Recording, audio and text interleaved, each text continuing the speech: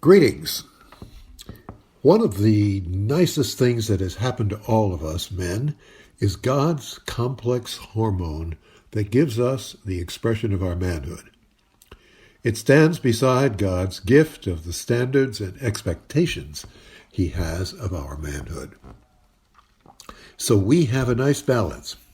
What he wants from us and the gifts he has given us to help us to get there.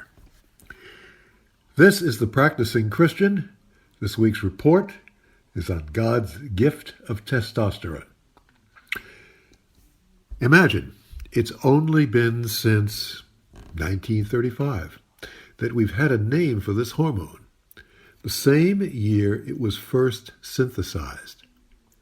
Although primitive studies regarding it began in 1786, we were essentially clueless about it until the early to mid-20th century. Men and women have the same sex organs until, at about the age of 6 weeks, testosterone comes in to form these into a male set, or estrogen arrives to produce a female set. Men and women are not from Mars and Venus, but from God, with a delicious variation one from the other. Not everything sexual depends upon testosterone. Sexual orientation, for example, develops apart from testosterone levels. It also doesn't increase sexual desire. Mountains of data also show that testosterone levels don't lead directly to violent behavior, but they can feed it if it's there. High testosterone levels do send deer into antler-crushing rutting competition for females. But the song sparrow uses his testosterone to woo a mate with his music. Testosterone does not lead men to be far more likely to put their lives on the line for others than are women.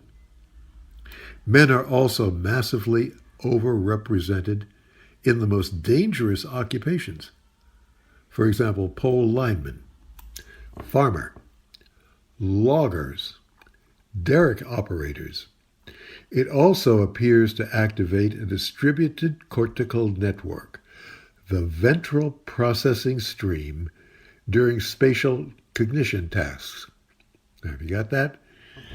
What that means is it has to do with perception, understanding, and projecting possibilities. A deficiency of testosterone can increase depression and anxiety.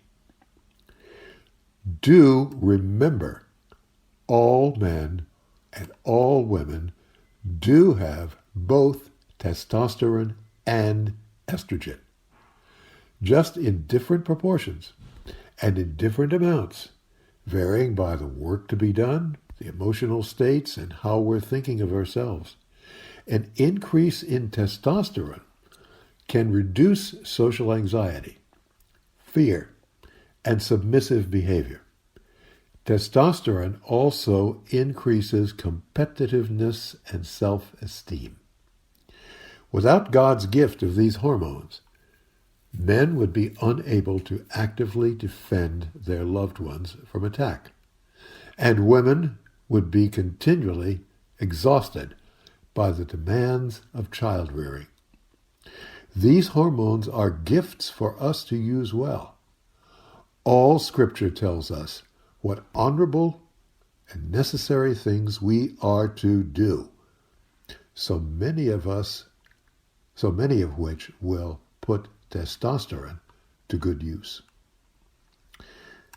The most important takeaway from these studies is that God increases and decreases our levels of testosterone depending on what he's having us do.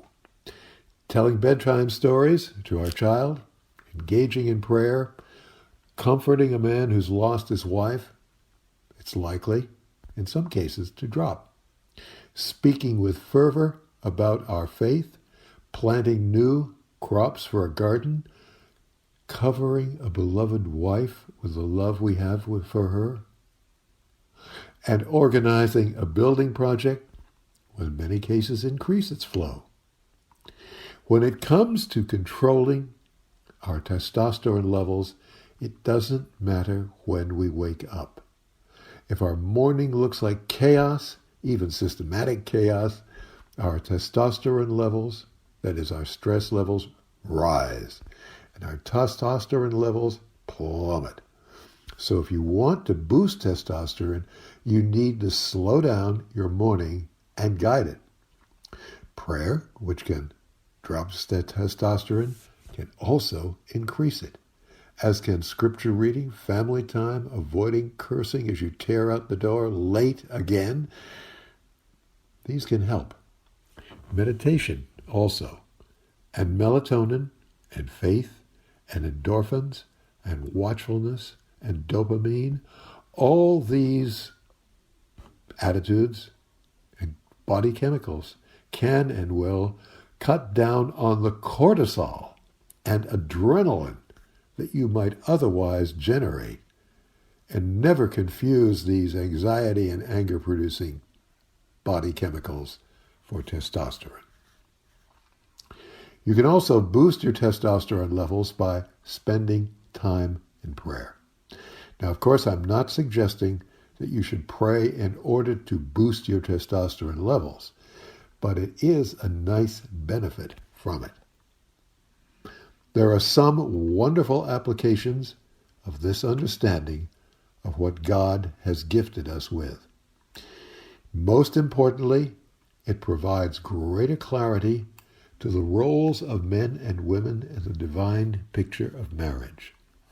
Men and women united in marriage represent the most complete picture of the image of God, as we read in Genesis, especially if each is living out the roles that God designed for them. Perhaps the most telling thing is the way the creation of humans is described. God understood that since it is not good that man should be alone, I will make him a helper as his partner. That's Genesis 2:18. And a little while later, it's followed by these words. Therefore, a man leaves his father and mother and clings to his wife, and they become one flesh. That's verse 24.